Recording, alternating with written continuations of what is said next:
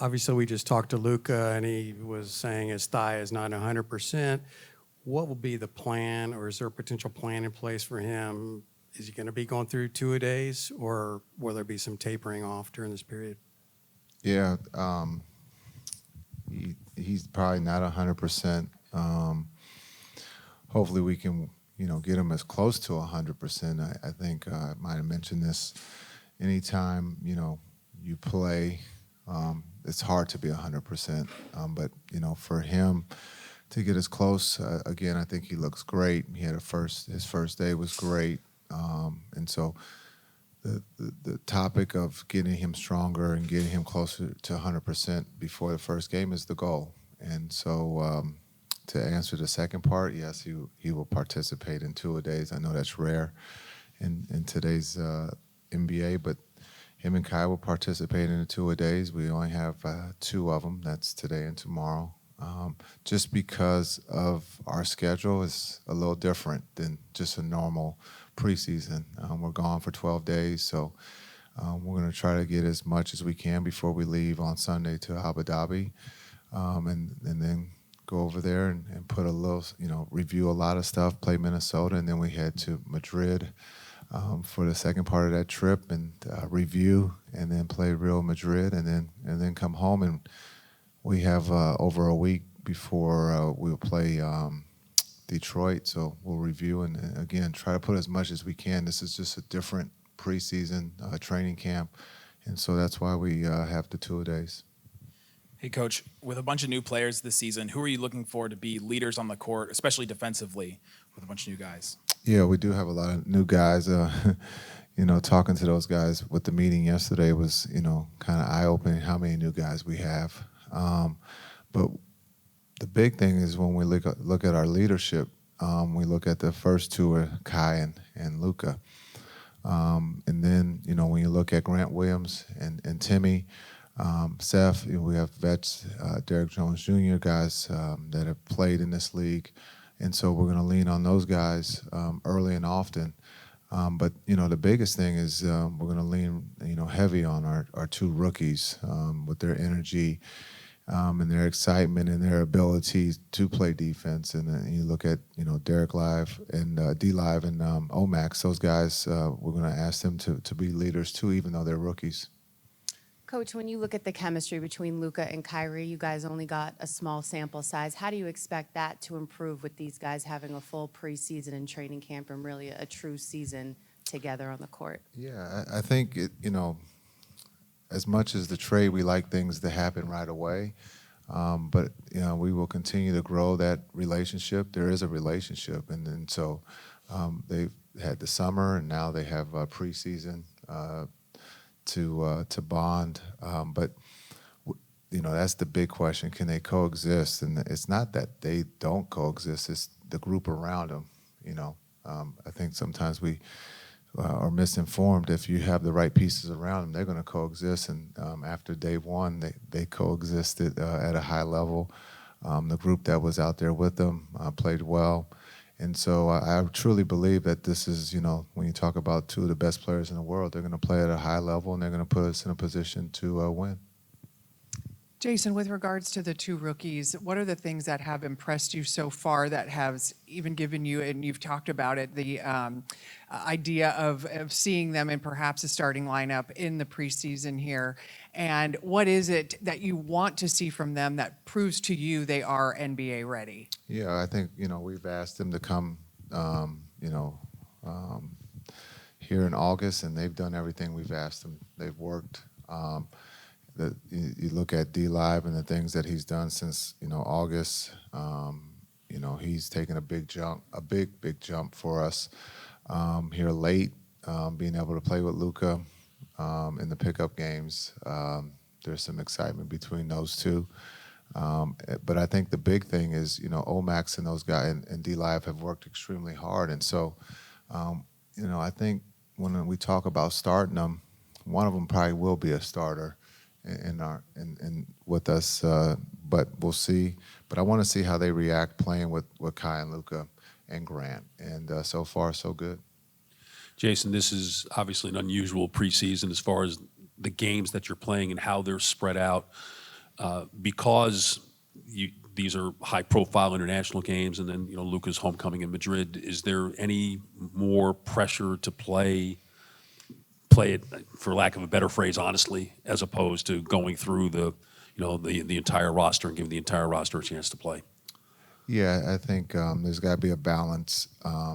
Maybe we play that first group of the first half of both games. We'll make that decision. We got a 19-hour flight, so we'll figure that out as we fly over.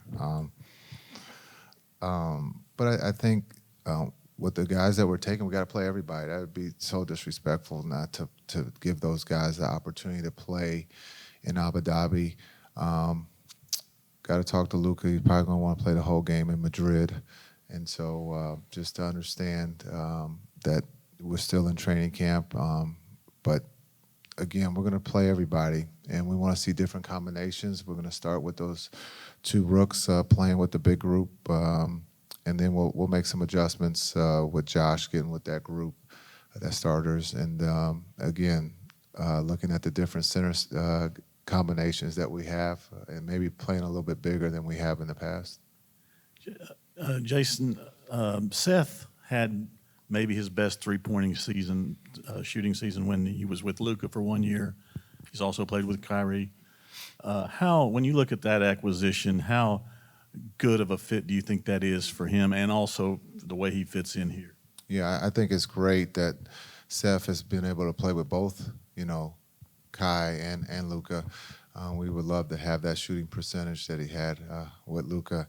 I think the one thing that's underrated about Seth is that he can also run the offense, and we can put him out there to get us into different situations, but then also having him on the floor because he is a very capable shooter, and so it just creates space.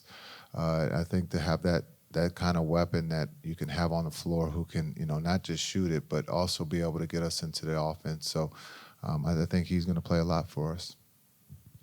Jason, you guys are obviously in a win-now window when you have a guy like Luka, then you make the move to get Kyrie alongside him. What concerns are there about relying heavily on rookies with the urgency to win? Yeah, I think it's a great situation when you look at the ability to have create championship habits. That's what we're trying to do. With having the luxury of having Luka and Kai. You talk about two of the best in the league, and then being able to have pieces like Timmy and Grant, vets who can help the younger core. When you talk about Josh Hardy and then the two rooks, it's a great balance. I think Nico has done an incredible job of being able to get athletic, young, and then pieces that fit around Kai and Luka. Last year, after the trade, you guys had to kind of tweak things on the fly, working Kyrie in, and playing off the ball. I was curious, and you've also mentioned using some bigger lineups this year. How much tweaking has been done to the overall offensive and defensive systems? Will we see anything? Will we see a different kind of emphasis this year on either side of the ball? Yeah, defense, there'll be a lot more, or I shouldn't say a lot more. There'll be a lot of things that we've changed to adapt to today's game. We'll see how it goes in preseason. As coaches, we have all these great ideas until we put them out and see that they don't work. So then we have to make a change. But hopefully these changes will put us in a better situation defensively. When you look at being able to rebound the ball, was something that we've always struggled with. So hopefully some of these things that we've made adjustments defensively will put us in a better situation of being able to rebound the ball.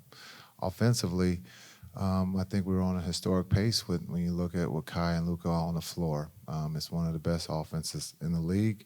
I don't think that's going to be an issue for us scoring points. It's about getting stops and being consistent, and that's the thing that we'll talk about in the film room and on the floor, is being consistent and helping one another on the defensive end. Jason, I was talking to Tyson a few minutes ago, and he said that Lively reminds him of himself. Do you agree with that? I would never disagree with Tyson. No, I think Tyson's right.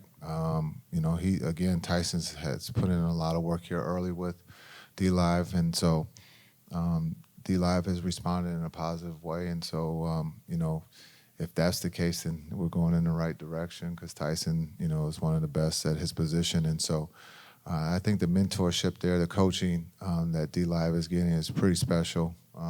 When you talk about Tyson and his energy and his ability to communicate, to put D-Live in a positive situation, to help him understand what's coming, and D-Live has responded in a positive way.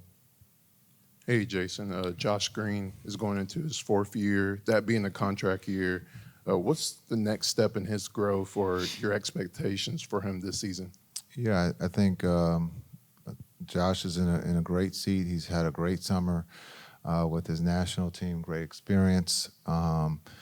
Looking at being able, to pick up where he left off, shooting the ball at a high clip, and then also being able, again, I talked about Seth, but also leaning on Josh to be able to run the offense and get us in certain, plays.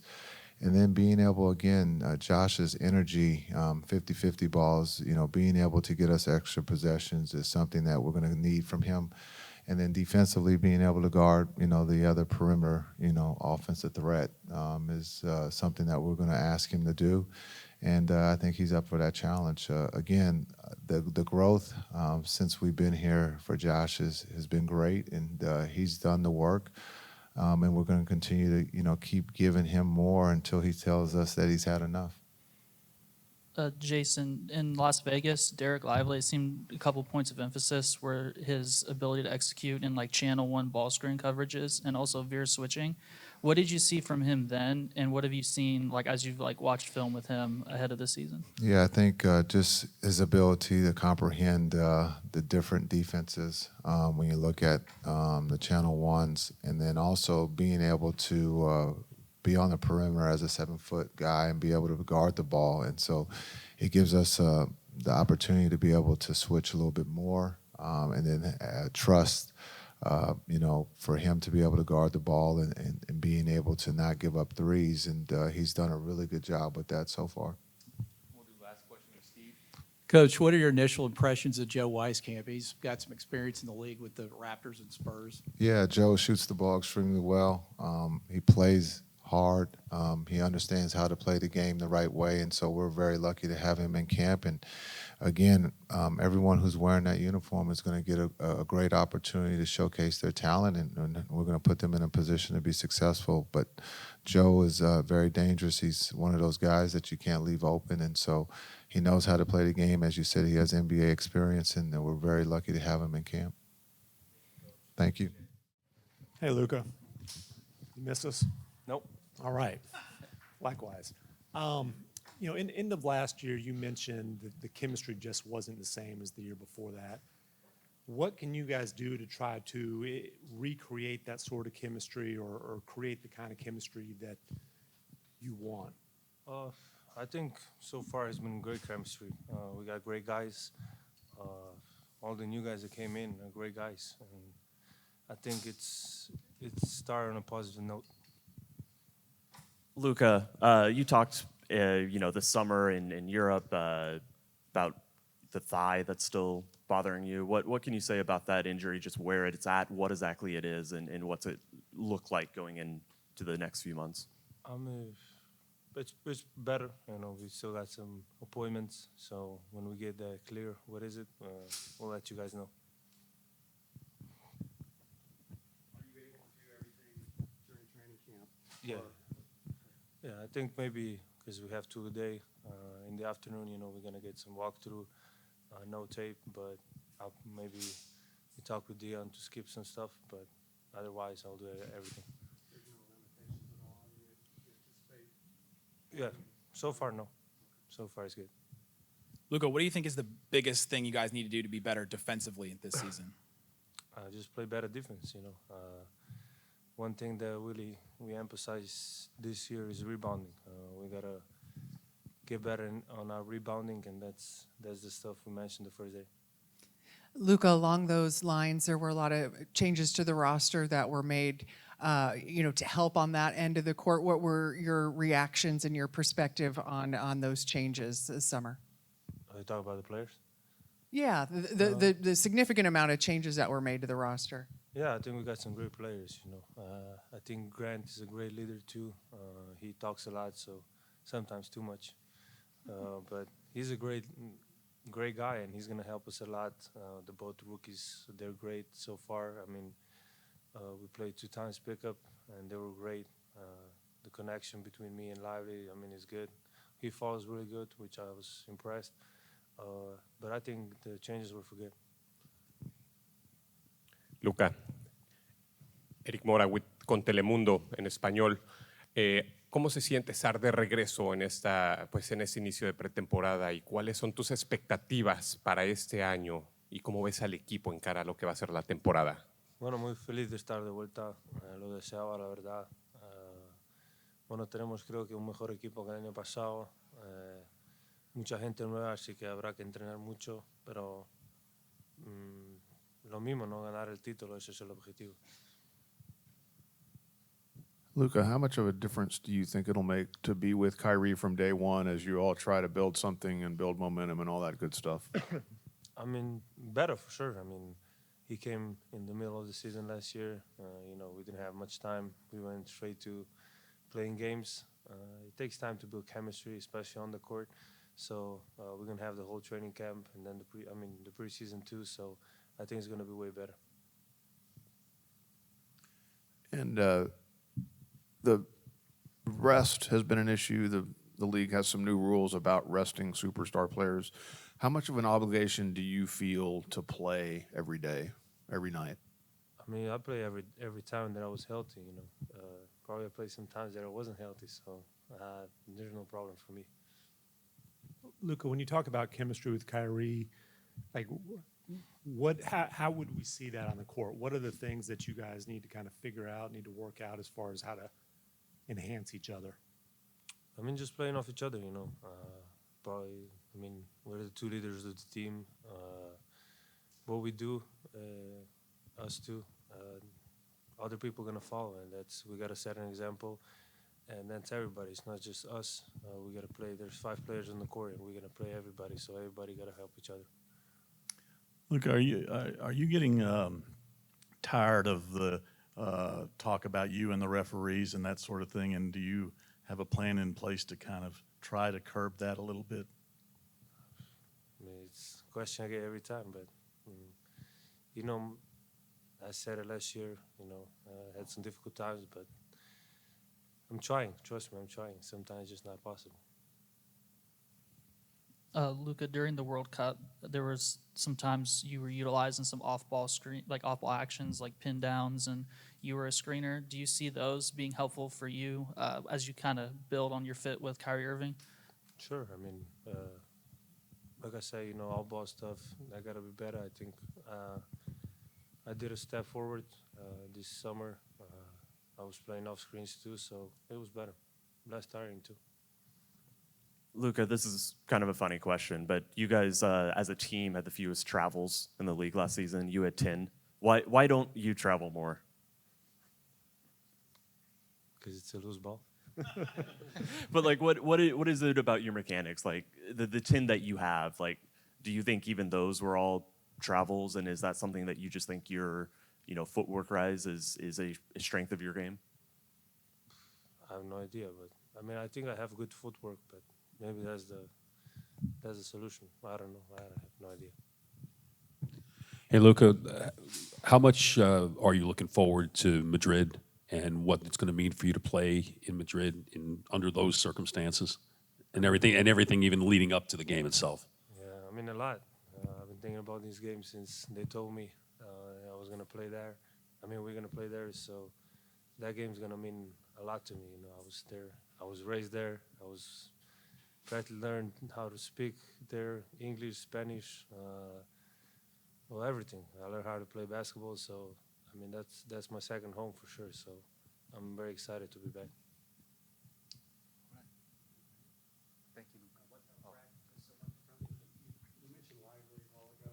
What is your, maybe go more in depth of your impressions of rookies and how much you think they might get to play this year? I mean, if they work hard, they're going to get minutes for sure.